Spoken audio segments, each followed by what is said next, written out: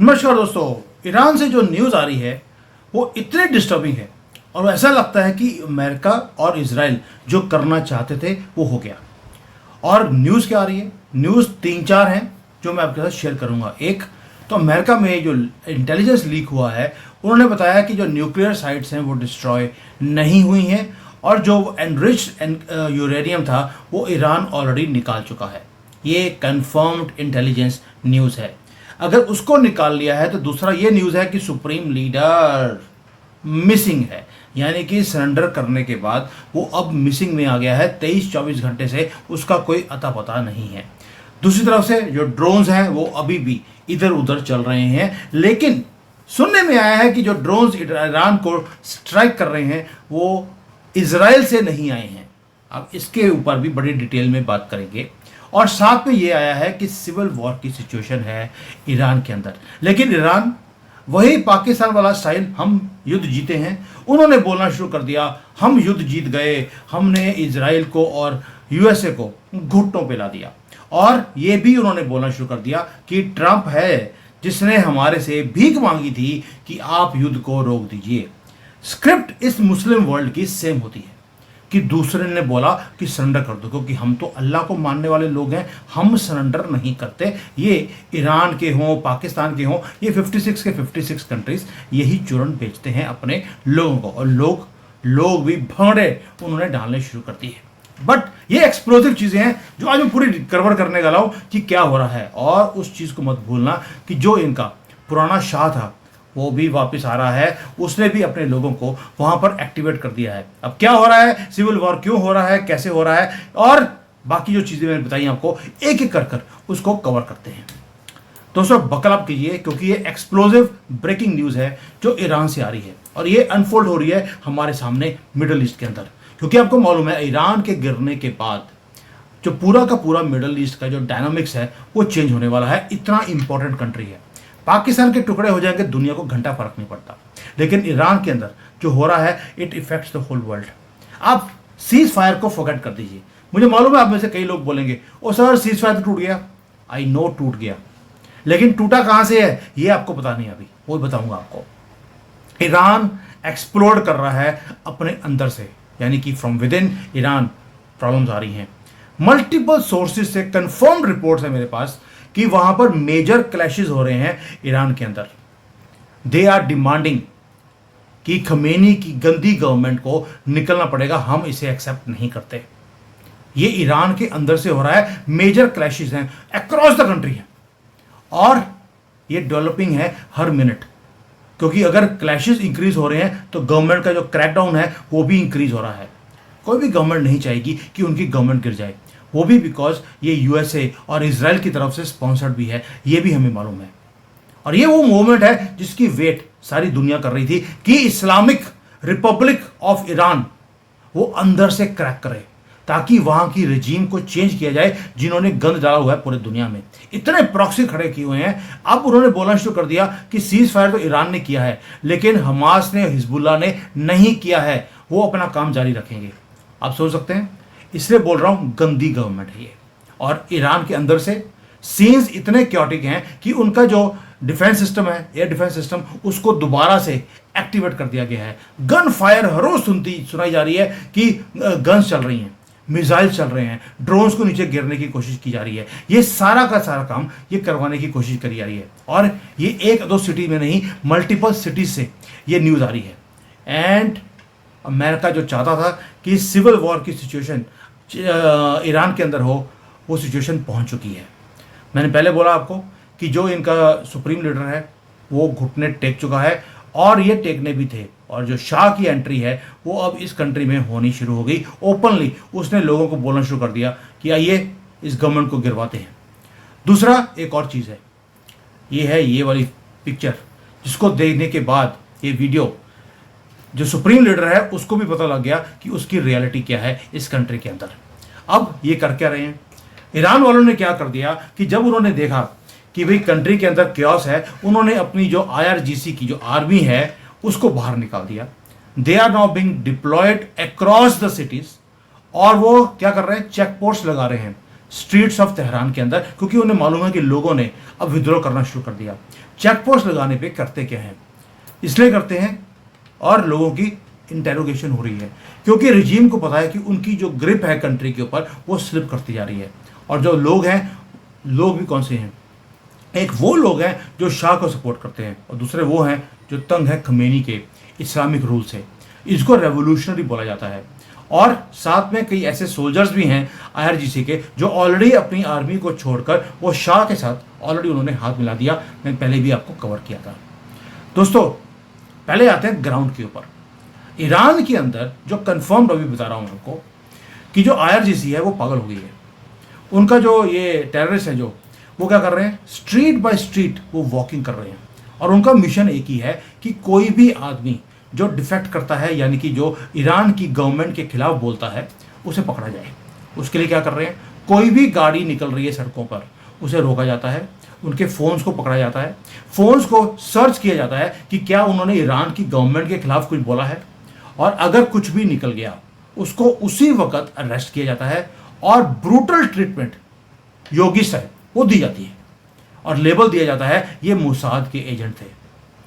इतना पागलपन आ गया है आईआरजीसी के अंदर कि भाई दिमाग तो पहले होता नहीं इनका और उस पर से बिल्कुल ही खराब हो गया है। ईरान अब क्या कर रहा है कि ईरान ये बोल रहा है कि कोई भी आदमी यहाँ पर हमें ऐसा मिल गया जिसके अंदर युद्ध के खिलाफ बोलने के बजाय युद्ध की फेवर में बोला हो, खमेनी के खिलाफ बोला हो, वो स्पाई एजेंट है। और ये है desperation, final crackdown inside Iran जो शुरू हो गया है। ये फियर है दोस्तों, जब कोई गवर्नमेंट ये काम करना शुरू कर दे इसका मतलब अब डरे हुए हैं।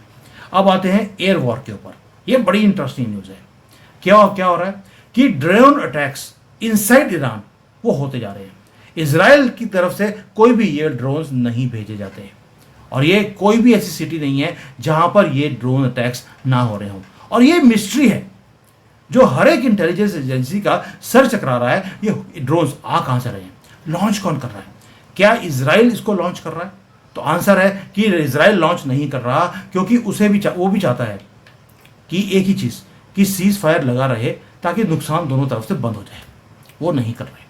क्या मोसाद के जो ऑपरेटिव्स अभी भी जो ईरान के अंदर काम कर रहे हैं, क्या उन्होंने ये काम किया है? हो सकता है उन्होंने किया हो, या जो ईरान के अंदर जो शाह को सपोर्ट कर रहे हैं उन्होंने अपने ही कंट्री में ड्रोन्स अटैक कर जो आईआरजीसी के चेक पोस्ट हैं उनको डिस्ट्रॉय कर रहे हैं। ये एक पॉसिबिलिटी है।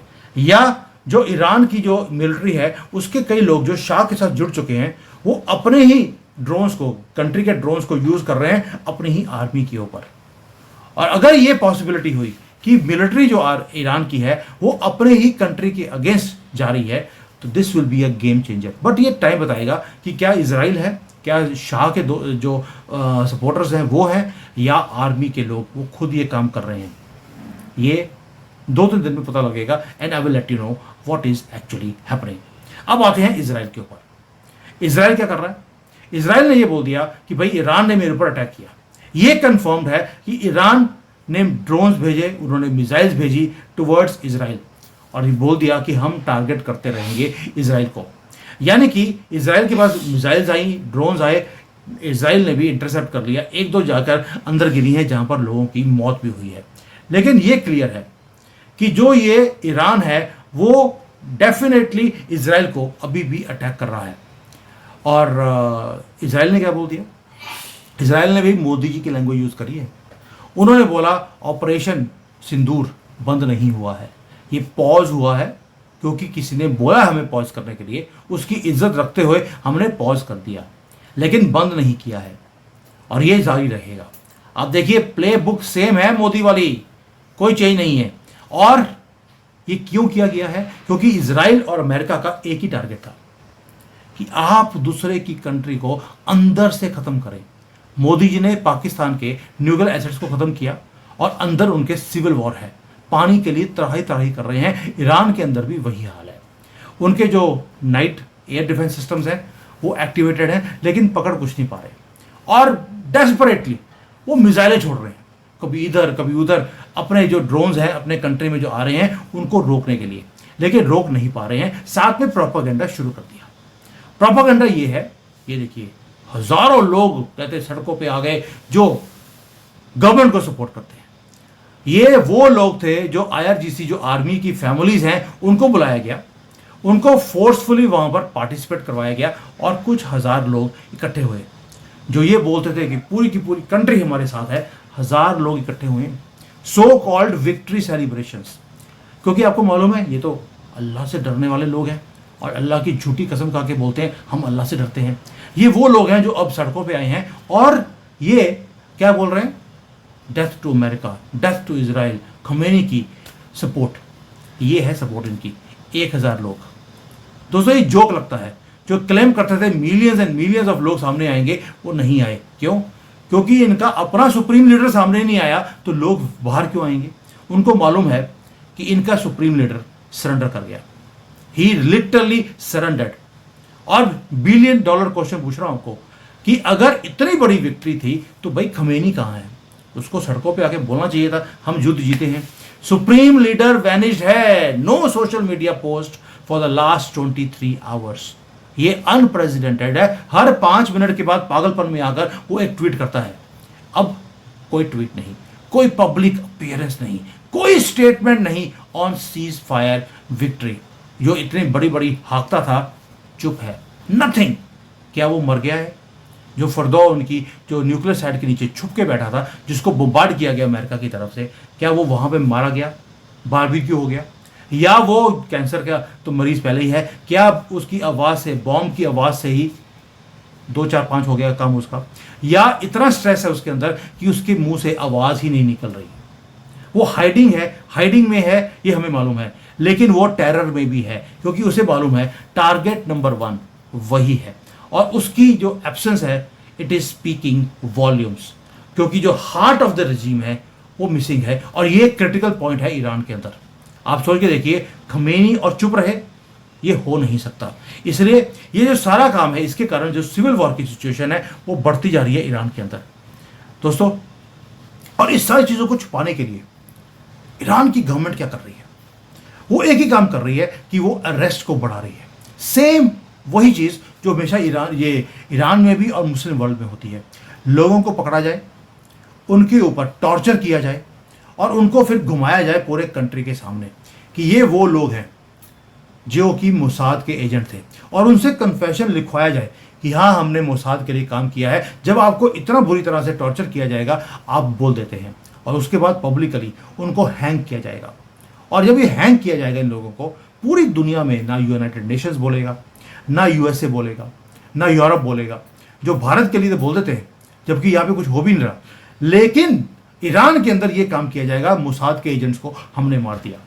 और जो ये टेररिस्ट रजीम है उसको दोबारा से वेस्टर्न वर्ल्ड ने लाइफलाइन दे दी। सीज फायर करवाने के बाद जाइए दोबारा से वही काम कीजिए। और ईरान ने भी वही काम किया। क्या काम किया? ईरान ने पहले तो ये बोला कि हमारे न्यूक्लियर एसेट्स बिल्कुल सेफ है, और अमेरिका की जो इंटेलिजेंस रिपोर्ट है उसने भी बताया है कि डैमेज नहीं हुआ है कुछ भी ईरान की न्यूक्लियर साइट्स के ऊपर, ना यूरेनियम कहीं भी खराब हुआ है। जो इंटरनेशनल एजेंसी है एटॉमिक वाली, उसने भी बोल दिया कि यूरेनियम कहाँ है हमें नहीं पता, क्योंकि ऑलरेडी ईरान यूरेनियम को वहां से खिसका चुका था। और जो फर्दो फैसिलिटी है वो डैमेज नहीं हुई है लेकिन नॉट इनफ। ये है सिचुएशन आज की डेट में। और जो ट्रंप ने जो झूठ बोला था कि हमने सब कुछ डिस्ट्रॉय कर दिया, it was again a false statement. यानी कि झूठ बोलने में नंबर 1 है ये आदमी। दोस्तों इसका मतलब है ये सारा का सारा जो फसाद था न्यूक्लियर एसेट्स को खत्म करने का ईरान के अंदर, वो नहीं हुआ है। और एग्जिस्टेंशियल थ्रेट इजराइल का भी और दुनिया का भी वो अभी भी पड़ा हुआ है। और यही अमेरिका का स्टाइल है, कोई भी चीज़ को पूरा नहीं करते हैं दोस्तों। लेकिन जो चीज़ रियल है वो रियल ये है, ईरान के अंदर ऑलरेडी क्लैशेस होने शुरू हो गए हैं। सिविल वॉर की सिचुएशन है, क्योस सड़कों के ऊपर ऑलरेडी हो गया है। खमेनी की पिक्चर्स जगह जगह पे लगी हैं, उसको आग लगाई जा रही है। आप देखिए गन फायर पूरी कंट्री में है, आर्म फोर्सेस सड़कों पे हैं और लोग अपने ही आर्मी के खिलाफ होते जा रहे हैं। और ये वही चिंगारी है, ये वो चिंगारी है जो इजराइल ने और अमेरिका ने मिलकर लगाई है कंट्री के अंदर। आपको याद होगा कि इजराइल ने जो इनका वो था जेल था, उसको तोड़ा, उसके ऊपर अटैक किया गया, उसकी वॉल के ऊपर, और वहां पे जितने प्रिजनर्स थे उनको निकाला गया। ये वो प्रिजनर्स थे जो शाह को सपोर्ट करते हैं। इसीलिए जो रेवोल्यूशन है, इसी रेवोल्यूशन की जरूरत थी इजराइल को, वो शुरू हो गई। क्या ये सारे लोग इकट्ठे होंगे? क्या ये इतनी बड़ी ईरान की रजीम को क्या ये टॉपल कर सकते हैं? ये क्रूशल है जो अगले कुछ दिनों में हमें पता लगेगा। लेकिन एक चीज क्लियर है कि ट्रंप ने जो चेस खेली है ईरान के अंदर, वो बढ़िया है। उसने पूरा किया नहीं किया वो बाद में पता लगेगा, लेकिन जो सीज फायर की जो आग है, जो धुआं है, वो निकलना शुरू हो गया, और ये इंटरनल कोलैप्स के लिए बड़ा इंपॉर्टेंट है। इजराइल भी वेट कर रहा था इतनी देर से कि अंदर से अगर मुझे फिनिश करना है जॉब को, वो अंदर से विद्रॉ होगा, तभी ये काम खत्म होगा। ईरान की मिलिट्री, उसमें दो फैक्शंस हो गए हैं, वैसे ही जैसे पाकिस्तान के अंदर दो फैक्शन हो गए थे। एक मुनीर को सपोर्ट करता है और दूसरा वो बाजवा को सपोर्ट करता है, और इन दोनों में लड़ाइयां अभी भी चल रही हैं। इसलिए अपनी धाक को बढ़ाने के लिए मार्शल का दर्जा दिया गया मुनीर ने अपने आप को। ईरान के अंदर भी वही काम हो रहा है। ईरान की मिलिट्री अब शाह को ज्वाइन कर रही है, लोगों को ज्वाइन कर रही है। और Khamenei, may be he is dead, may be he is alive, may be इतना ज़्यादा सदमा आ गया है कि उसके मुंह से आवाज़ नहीं निकल रही, और जो रजीम है वो फ्री फॉल के ऊपर है ईरान के अंदर। और यही मोमेंट ऑफ ट्रूथ है फॉर ईरान। ये कंट्री को 45 सालों से खमेनी ने हॉस्टेज बना के रखा, और जो लोग हैं वहाँ के, वो फ्रीडम मांग रहे हैं खमेनी से। ये वो मोमेंट है जिसको बोलते हैं कि रेवोल्यूशन एक कंट्री के अंदर। जो इस रजीम की ब्रुटैलिटी थी, उसके खिलाफ अब लोगों ने बोलना शुरू कर दिया। एक्सटर्नल अटैक्स बढ़ते जा रहे हैं, इंटरनल डिफेक्शंस आर्मी के अंदर, कंट्री के अंदर, वो होती जा रही हैं। यानी कि ऊपर से खमेनी मिसिंग है, सुप्रीम लीडर, अल्लाह के बाद उसका नंबर आता है मिसिंग। तो दोस्तों, ये है people are rising in the country. क्या जो आर्मी है ऑफिशियली स्प्लिट हो जाएगी? क्या रजीम क्रैकडाउन जो कर रहा है अपने लोगों के ऊपर, वो वैसे ही करेगा जैसे पहले किया था, और दोबारा से अपनी गवर्नमेंट को बचा लेंगे? और is it the beginning of the end of Islamic Republic of Iran? ये वक्त बताएगा। लेकिन ये स्टोरी डेवलप हो रही है हर सेकंड। ये मैं जो सबको बता रहा हूँ जो मुझे ईरान के अंदर से पता लगा है, क्योंकि ये न्यूज़ नहीं है, this is history being created right in front of our eyes. 45 साल से खमेनी ने सारी दुनिया को हॉस्टेज बना के रखा था, और स्टेक्स इतने हाई हैं क्योंकि ये है फ्रीडम वर्सेस पागलपन, टेररिज्म, ये दोनों की लड़ाई है। आधी कंट्री फ्रीडम मांग रही है, आधी कंट्री इस टेररिस्ट के साथ है। हो सकता है अंडर फियर ये उसके साथ हो, लेकिन तो पूरी दुनिया है उसको अटेंशन देनी पड़ेगी, क्योंकि ईरान के अंदर क्राइसिस का मतलब है पूरी दुनिया अब ऑन दी एज है, क्योंकि वहाँ पर आइसिस एक्टिवेट हो रही है, अलकायदा एक्टिवेट हो रही है, वहाँ पर तुर्की एक्टिवेट हो रहा है, बलोची एक्टिवेट हो रहे हैं, वहाँ पे कर्डिश जो लोग हैं वो एक्टिवेट हो रहे हैं, शाह के लोग एक्टिवेट हो रहे हैं। इजराइल और अमेरिका तो एक्टिवेटेड था ही। एंड ईरान के लोगों को आज एक ही चीज़ की ज़रूरत है, वो है आपकी सपोर्ट की। पैसे से नहीं कह रहा हूँ मैं, आपकी सपोर्ट की ज़रूरत है एक ही चीज़ के लिए, टेल देम द ट्रूथ, कि आपका खमेनी जिस दिन आप उसको सरेंडर करवा देंगे या उसको मार देंगे, आपका स्यापा आपकी ज़िंदगी में ख़त्म हो जाएगा। तो दोस्तों, this was the news which I wanted to share with you before I leave for office. Thank you so much. जय हिंद, वंदे मातरम।